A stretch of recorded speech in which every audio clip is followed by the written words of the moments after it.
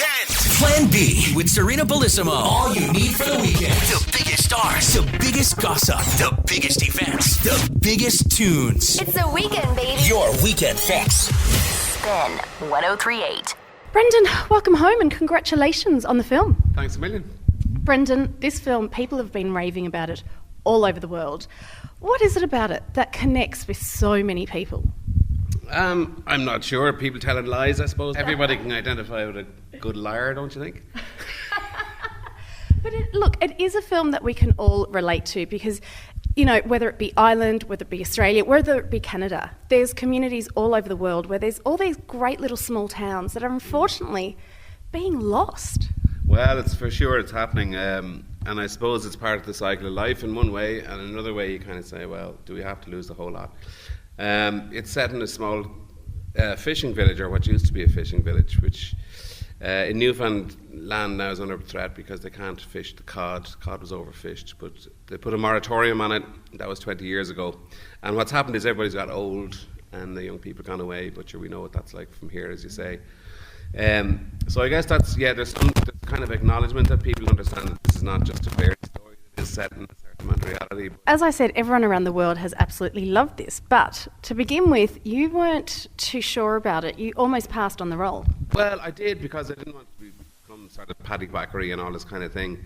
We know what that's like over here. So it was an inch away from being too cutesy and all that kind of stuff, and a little bit condescending, which I didn't want to do. What about the fact that you had to get your head, actually not even your head, your tongue around the Newfoundland accent? Because, you know, as Irish, well, I'm an honorary Irish person now, but, you know, the one thing that we bag is the fact that someone comes up on the screen and is like, that's a terrible Irish accent. So were you nervous going in? I was really nervous going in. It was the one thing that I wanted to get right.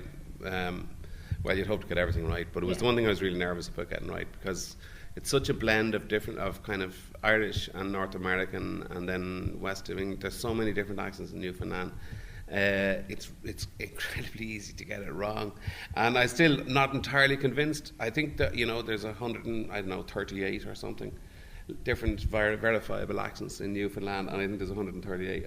Now there's 139, because I think what I did was just slightly it was slightly an amalgam of a few different ways of doing it.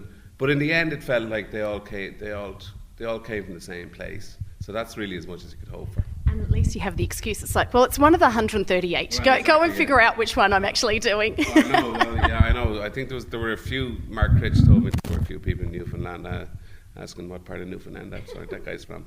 So that's not too bad. That's a compliment. Your performance in Calvary, people have been talking about it. There's Oscar buzz surrounding it. What do you make of that? Because everyone's going, yep, that's it. Brendan's going to actually be nominated for an Oscar for that role. What do you make of that? Well, I think, where are we, August, September now, to be talking about Oscars, which happen, before all the films come out that are Oscar bound is it's nice, but it's not realistic necessarily. So there's no way of taking it other than say, well, thanks very much, but I won't be holding my breath. I think you will be up there. But I'm talking about Calvary. Last time I spoke to you and John Michael, you were telling me about your third creation together. When's that starting? Any news on that? No particular news. I think John will probably go and do something in America before that. So films, for a director are kind of a year or two commitment. You don't get away with it the way actors can. Yeah. And pop in and out. So if that gets up and running, it could be another 2 years, 3 years down the line. I don't know. I think he'll start writing it sometime next year. You've been really busy. I need to look at my notes now because you've got lots coming out. Right. There's a couple that I'm looking forward to all of them, but a few really stand out. Sexual Healing, The Life of Marvin Gaye. Tell me about that one. It collapsed. Oh, no way! What happened? Money. It just, we shot 6 weeks of it, and then we were supposed to move to Belgium, and the money collapsed. We'd shot the first half in Luxembourg, and that all went grand, and then it just collapsed. So that's the life of the independent filmmaker. I really felt sorry for the people involved. Yeah. The other one is Trespass Against Us with Michael Fassbender and Killian Scott. Yeah, I just finished that one. That's great. It's set in the travelling community in the Cotswolds in England. And it was kind of based on a documentary that a guy called Alistair Sidden did about a particular family who were kind of outlaws, and they used to rob all the big houses around the place. So it was a very particular, very, very interesting sort of a a setup actually. So yeah, I just finished that one. It'll be fascinating. It was great working with Michael, obviously, and Killian, and Barry Keoghan was in there too, and there was a whole bunch of Irish. No, it was great. It was very fascinating. Being Australian, I have to ask you about working with Chris Hemsworth. Yeah, not very much. I said hell yeah to him on the set once. That was it.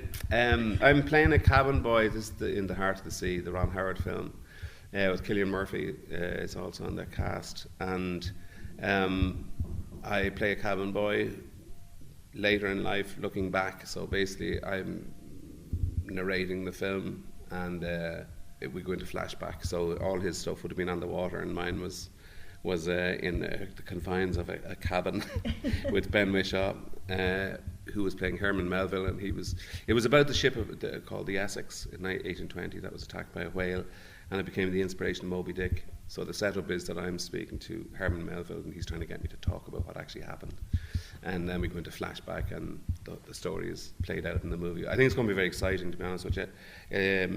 I've seen little clips of it that I liked and stuff, but until you see the whale and all that, it's very hard, but there's a great kind of buzz about it. You've got such an exciting slate coming up. Brendan Gleeson, always a pleasure. And get that suit ready. You'll be turning up to Oscars.